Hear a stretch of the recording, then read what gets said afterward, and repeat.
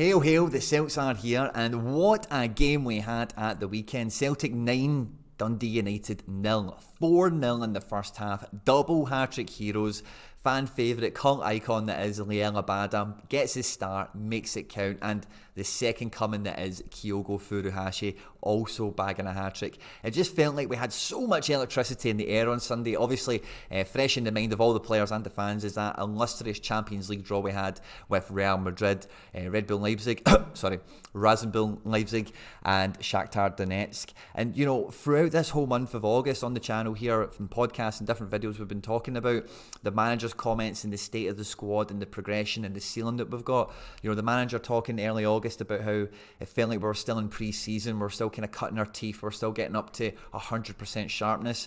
And then as we get through the month, we think about the comments after the Hearts game that we're not being clinical enough, where you look at the statistics in the game, we didn't necessarily miss any big chances, but what we're speaking about in the channel and what we've seen against Dundee United is this dominance. It's about everyone in the team pulling in the same direction, and we can just slice teams open. And the result 9-0 is fantastic, but this is now, for me, at the end of August, the start of the season. Everything is at the levels where the manager wants it in training, and we're now starting to see that on the pitch in terms of basically two full front threes of players that are all itching to be the star man at the team, as well as a midfield and defence that we can be really proud and really confident in for all the competitions we've got coming up. So in the video today, we're going to be casting our eye into September and seeing exactly how big are the fixtures we've got coming up, who are going to be the main players in the squad that are going to make the difference in our results, and what we should expect to see from the team if any last minute transfer business that might happen between now and the close of the window. At any point in the video today, if you do laugh, you learn, you like something or whatever,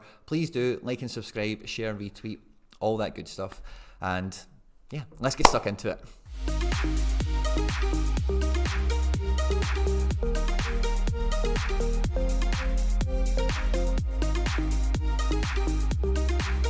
The month of August, a couple of things that we've further on learned and compounded from Ange Postecoglou is this kind of Rio Hatate principle. If you remember from last season, Rio looked jaded, he looked dead on his feet, and the manager just kept playing him, pushing him.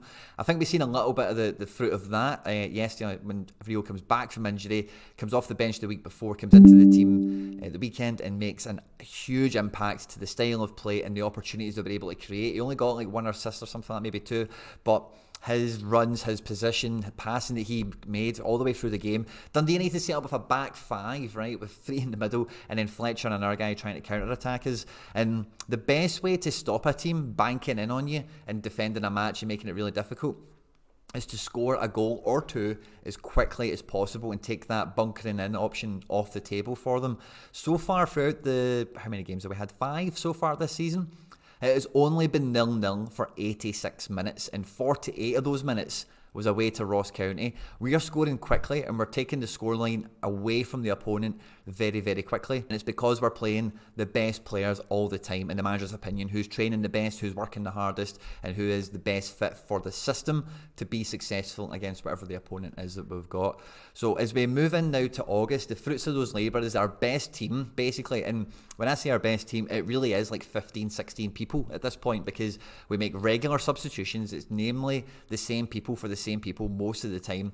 So our kind of starting 14, 15, 16 players, depending on how broad you want to think of it as, are now getting into that stage where the telepathy's coming. You know, they can read each other's movements, they know the runs, they know the spaces, they know the plays to make at the right time, depending on where the ball is and the opponent and everything as well. And we've been speaking on the channel and podcasts and different things as well, reacting to the manager's comments, you know, early in the season, saying that it had been an extended pre-season and all that kind of stuff as well. And it really does feel that, you know, that first 15, 16 players now are all trying to make a name for themselves and are all really trying to push on and make it happen.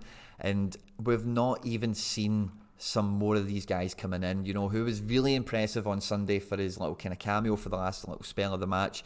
It's probably the most minutes he's had this season, to be honest, was Aaron Mooy.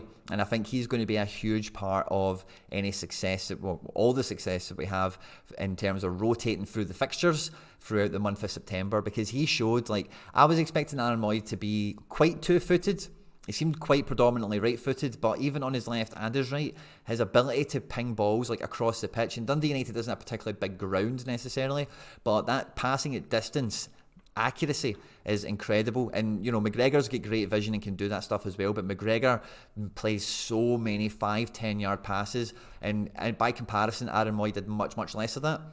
And when we've got the forward players that we've got, having that kind of weapon, and it's like, you know, it might be seen as long ball or whatever by discerning opposition, but if you're able to like have that almost like NFL quarterback throw, you know, where it's like it goes right across the pitch and drops on a badder's toe to counter attack and get us down the right hand side or whatever it might be, then that's a lethal weapon. It's almost like a set piece. It's almost as powerful as like a long throw in or a really clever corner.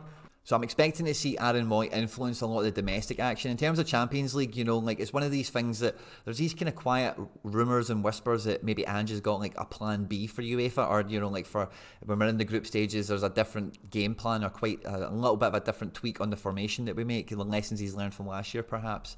So, you know, it'll be really interesting to see who the big players and who the main guys are that really help us maybe adapt to being at that higher level. Having Real Madrid at home in the first game is probably the best opening fixture we could ask for, because it is a real curtain raiser. You know, it's disco lights. Don't know if it'll quite be floodlights because it's quite light now still in Glasgow, you know, but we'll definitely have the disco lights on. Floodlights will come on for the second half, I'm sure. And, you know, really regardless of the result, as long as the performance is anywhere near akin to what we had from Celtic in Europe even last season, you know, trying to go for the throat and really attacking, then I think that's the best way to kind of open the group with the best team we possibly can. So I think through Ross County, the Rangers game and Real Madrid, we're probably not going to see too much change, you know. Conventional wisdom would say Ross County we should see like maybe 7 or 8 changes.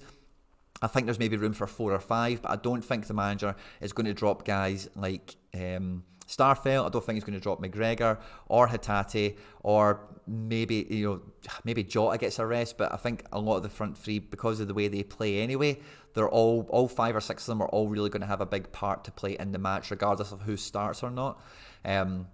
So it's really in terms of the defence and the midfield. I think we might see a debut for Bernabei. Greg Taylor's been working his socks off all month, and having another midweek off, I don't think is really out of the question. Ralston hasn't really featured yet as well, so like again, it would be really good to get him on. And the thing as well on that note is Juranovic has been quite poor the last 2 games in the first half. Like both of his games have been second half performances, have been really where he gets his goal, where he gets his assist or whatever. So Ralston can make a claim for playing against Rangers or Real Madrid, in my opinion, if he plays for 90 minutes at a really high level, because Juranovic really hasn't done that this season, to be quite honest. So I think how many changes we see in the Ross County game will be a real tell towards where the manager sees the squad over the next month or so. But again, if you cast your mind back to last season, you know, we'd had a fantastic kind of spell where we're starting to get into our rhythm and in our groove. We had Giakoumakis, we had Kyogo, we had Jota, and then we went out and we brought in Rio and Maeda, and everyone was kind of scratching their head like, I don't think we really need these guys. We've got a lot of good attackers, because we're not used to having like a full squad of quality and options and depth and talent, you know. We're just kind of used to having a good 11 and maybe 1 or 2 subs that are useful. But the situation we're in now, again, where we're getting to a good spot, and then these new players come in and really inject more competition into the training ground and into the best 11. And once we get to like the back end of this little mini spell here, Ross County, Rangers and Real Madrid, we've got Haksabanovic doing that for all the forwards, and almost like O'Reilly as well, because Haksabanovic can play in that attacking midfield role. O'Reilly started the season really well and really influential, but the last couple of games he's definitely maybe a little bit off it by comparison to the high standards he's set himself previously. The quality Jens showed in the appearances he had to carry the ball out from the back, definitely Carl Starfelt was lacking in that situation against Dundee United, to get caught kind of, you know, into decisions and kind of not want to take up the space and travel up the pitch. So I think he's going to get the Ross County game to try and get that out of his system, and then we'll see the proof of the pudding with Starfelt and Rangers. But I think Jens, Mooy and Haksabanovic have got the real potential to keep pushing this 11, and I think these guys, as well as they might not always be starting or whatever, I think when they do come into the rotation throughout September, and as we start to collect really positive and really emphatic results throughout the season, I think these 3 players, particularly over the next 6 fixtures or whatever throughout the month of September, are probably going to be the most influential to our best players getting on and performing, whether it be Kyogo, Jota, Rio Hatate, Taylor, Juranovic, whoever it is you want to think about. Because again, like I said at the top of the video, it feels like our squad now is like 14, 15 people. Like that's our best starting team, because they all kind of sub on at the same point. But we're very quickly going to push that number up to maybe like 17, getting on 18, when guys like Bernabei are really pushing. Ralston's getting back in the minutes, Haksabanovic, Mooy, Maeda, Abada, Giakoumakis. You know, there's so many pieces going on here. There's no real excuse for the bar to drop in terms of the level, the intensity and the fitness, because not many players that are pouring their guts out get 90 minutes. You know, Ange likes to keep them optimal and you get everything out of them for the minutes that they're playing.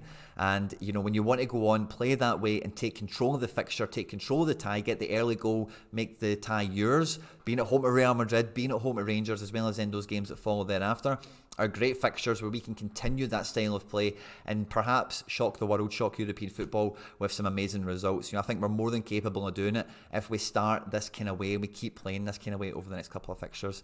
I'll be really interested to know your thoughts in the comment section down below. What's the best kind of results we can wish for over Ross County, Rangers and Real Madrid? How many players do you think will feature? Who do you think will be the star man? Will there be somebody else that gets a hat-trick over these games? It's not Kyogo or not Abada. Let me know in the comment section down below. I hope you've enjoyed this one. Don't forget to like, subscribe, share and retweet, all that good stuff. Stay out of trouble and we will catch you on the next one. Hail, hail.